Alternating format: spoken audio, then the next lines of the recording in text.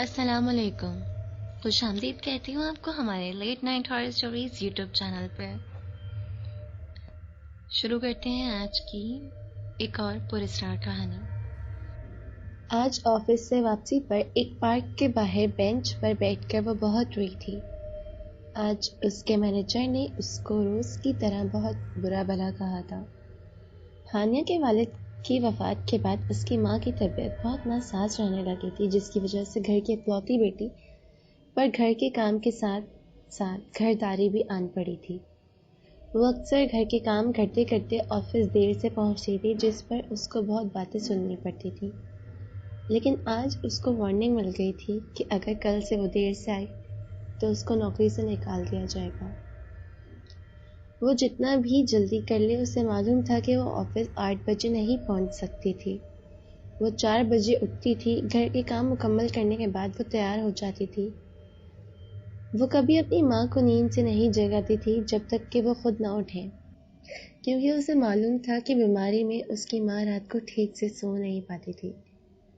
ماں کو اپنے ہاتھ سے کھانا کھلانے کے بعد وہ آفس کے لیے نکلتی تھی اور بس کے دھکے کھانے کے بعد وہ وہاں پہنچتی تھی. جو باپ کی جمع پونجی تھی کچھ میت کا ادھار اتارنے میں خرچ ہو چکے تھے اور باقی ماں کے علاج میں. اس غربت کے مارے اس لاڈلی لڑکی کو گھر سے نکلنا پڑا. 10,000 میں ایک نوکری ملی. آمدنی تو بہت کم تھی، مگر مجبوری انسان کو تھوڑے پر بھی راضی کر دیتی ہے. لیکن روز کی ڈانٹ ڈپٹ اور آج تو اس کو وارننگ ہی مل گئی تھی. اس کے آنسو تھے کہ رک ہی نہیں رہے تھے. عرش سے فرش پر انسان کے لیے سنبھلنا آسان نہیں ہوتا، اور اسے تو قسمت نے سنبھلنے کا موقع بھی نہیں دیا. اس کی نظر گھڑی پر پڑی. 5 بج رہے تھے. ابھی تو گھر جا کے کھانا بھی بنانا ہے. اس کے سر میں شدید قسم کا درد تھا. وہ بینچ سے اٹھی، گھر جا کر کھانا بنانے لگی. وہ اپنی ماں کو پریشان نہیں کرنا چاہتی تھی تو آفس والی بات نہیں بتائی. کھانا بنا کر وہ کمرے کی طرف جا رہی تھی جب دروازے پر دستک ہوئی. اس نے دروازہ کھولا. وہاں کوئی تھا تو نہیں، البتہ ایک اشتہاری کاغذ پڑا تھا. مفت علاج کا. پڑھ کر اس نے جلدی سے وہ کاغذ اٹھایا. کاغذ پہ لکھا تھا نجات ہسپتال، جہاں آپ کو ملے ہر بیماری سے نجات. غریبوں کا علاج مفت کیا جاتا ہے اور ادویات بھی میسر ہیں. اسپیشلسٹ ڈاکٹر، 24 گھنٹے ایمرجنسی کی سہولت موجود ہے. یہ دیکھ کر ہانیہ بہت خوش ہوتی ہے اور آنکھوں میں خوشی کے آنسو لیے اپنے کمرے میں آ جاتی ہے. دل ہی دل میں سوچتی ہے کھانے پینے کا انتظام تو وہ کر ہی لے گی، کوئی چھوٹا موٹا کام کر کے، لیکن ماں کے علاج کی فکر تھی. چلو یہ بھی ہو گیا. کھانا کھانے کے بعد وہ سونے کے لیے کمرے میں جانے لگی کہ اس کو اپنی ماں کی چیخ سنائی دی. اس نے جا کر دیکھا تو اس کی ماں پسینے میں شرابور تھی اور بری طرح کانپ رہی تھی. رات کے 11 بج رہے تھے. اس نے رکشے کا بندوبست کیا اور ہسپتال کی طرف رخ کیا. رکشے سے اترنے کے بعد وہ یہاں وہاں نظر دوڑانے لگی. لوکیشن تو یہی ہے لیکن ہسپتال نظر نہیں آ رہا. اس نے یہاں وہاں دیکھا تو اسے ایک بورڈ نظر آیا جس پر واضح الفاظ میں نجات ہسپتال لکھا ہوا تھا.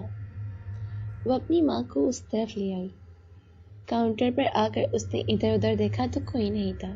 کوئی ہے؟ کوئی جواب نہیں ملا. کوئی ہے؟ اس نے پھر سے آواز لگائی. اچانک اسے سامنے سے ایک لڑکی نظر آتی آئی جو عموماً حلیے سے کوئی نرس لگ رہی تھی. کوئی کارڈیولوجسٹ اس وقت یہاں؟ مجھے اپنی والدہ کو چیک کروانا ہے. آگے سے وہ لڑکی جواب دیتی ہے، جی یہاں 24 گھنٹے سروس دی جاتی ہے. لڑکی بولتی ہے، آپ مجھے ان کا کمرہ بتا دیں. نرس نے اوپر والی منزل کے کمرے کی طرف اشارہ کیا. وہ اپنی ماں کو وہاں لے گئی. حیرت کی بات تھی کہ رات کے 11 بجے ہسپتال میں اس وقت بھی چہل پہل تھی. ڈاکٹر حمید کا کمرہ کہاں ہے؟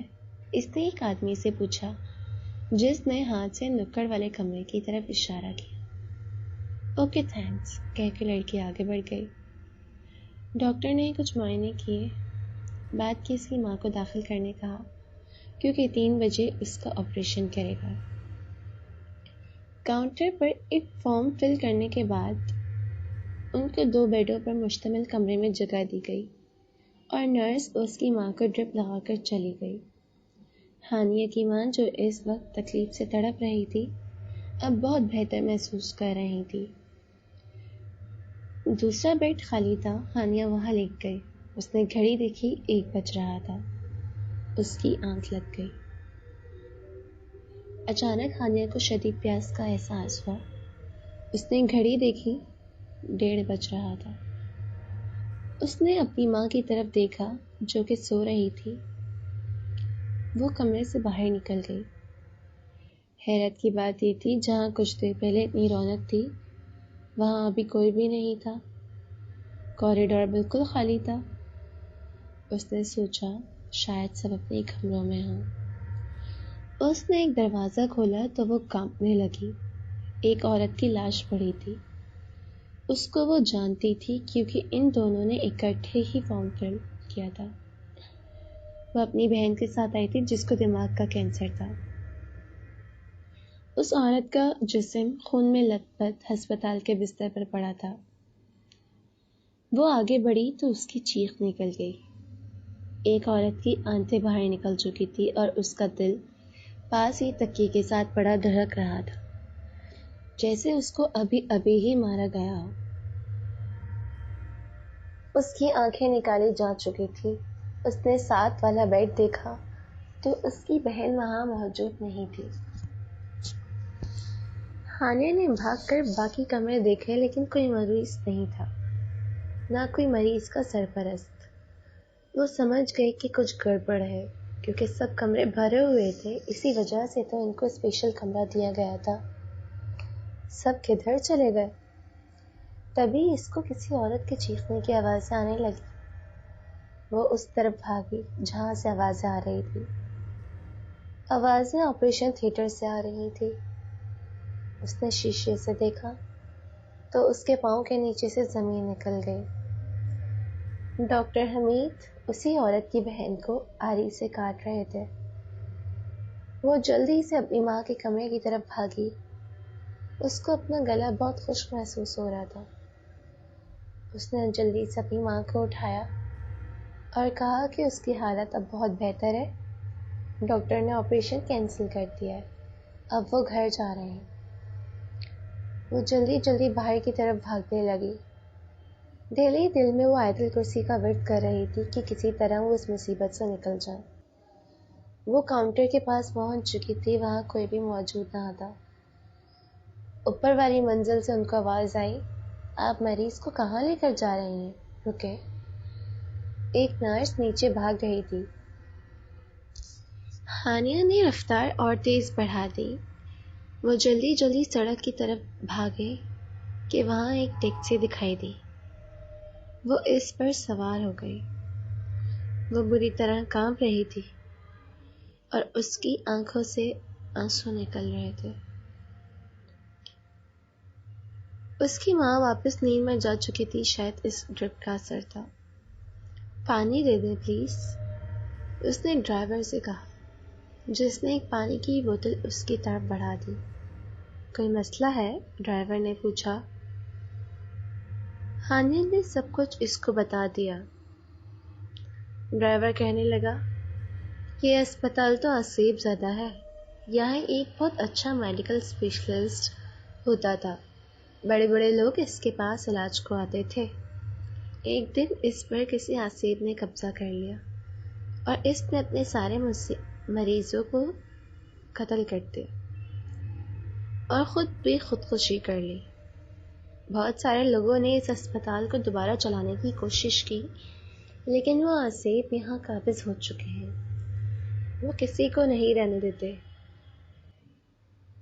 ابھی یہ بات چل ہی رہی تھی کہ اچانک سامنے سے ایک تیز رفتار میں ٹرک آیا اور ٹیکسی کے ڈرائیور نے گاڑی گھما کر بریک ماری۔